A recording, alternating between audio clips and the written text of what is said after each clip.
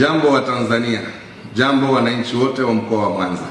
Mimi Saidi Mohamed Mtanda, mwenyekiti wa kamati ya usalama ya mkoa na mkuu wa mkoa wa Mwanza, napenda kutumia fursa hii kwanza kuwatakia heri ya uhuru wa Tanganyika wananchi wote wa mkoa wa Mwanza.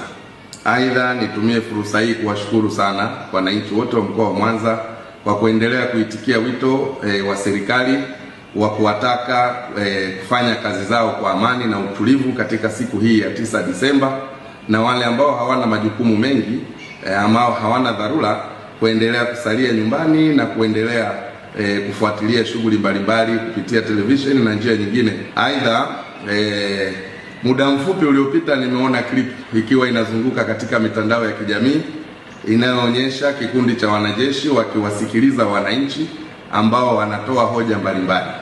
Nataka niwahakikishie wananchi wa mkoa wa Mwanza, kwanza waondoe hofu, lakini pili, nikiwa mwenyekiti wa kamati ya usalama na wahakikishieni kwamba klipu hiyo ni klipu ambayo ilirekodiwa tarehe 31 Oktoba baada ya kutangazwa kwa matokeo ya uchaguzi mkuu wa tarehe 29 Oktoba.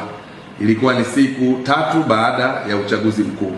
Kwa hivi sasa na kwa hivi leo na hapa ninapozungumza nikiwa katika ofisi ya mkuu wa mkoa, saa 6:18 vyombo vyetu vya usalama vimenihakikishia, na mimi mwenyewe nimejiridhisha. Nimepita maeneo na mitaa mbalimbali nikiangalia baadhi ya wananchi wachache wakiendelea na shughuli zao, lakini hakuna mkusanyiko wowote unaoendelea na wala hakuna taharuki yoyote katika mji wetu wa Mwanza.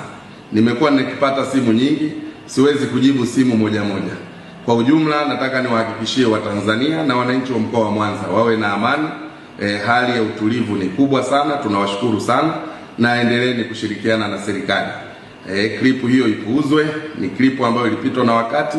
Nafikiri inatumika tu kama propaganda katika kipindi hiki ili kuleta taharuki kwa watu. Lakini hadi hivi sasa saa 6:19 ninapotoa taarifa hii nikiwa katika ofisi yangu ya mkuu wa mkoa wa Mwanza. Kwa hiyo Watanzania na wana Mwanza, kuweni na amani, endeleeni. Nimetoka pale soko la samaki, nimenunua samaki, naendelea na shughuli zangu, na sasa naendelea katika maeneo mengine kuangalia hali ya usalama na kuangalia shughuli mbalimbali za wananchi zinavyoendelea. Asanteni sana.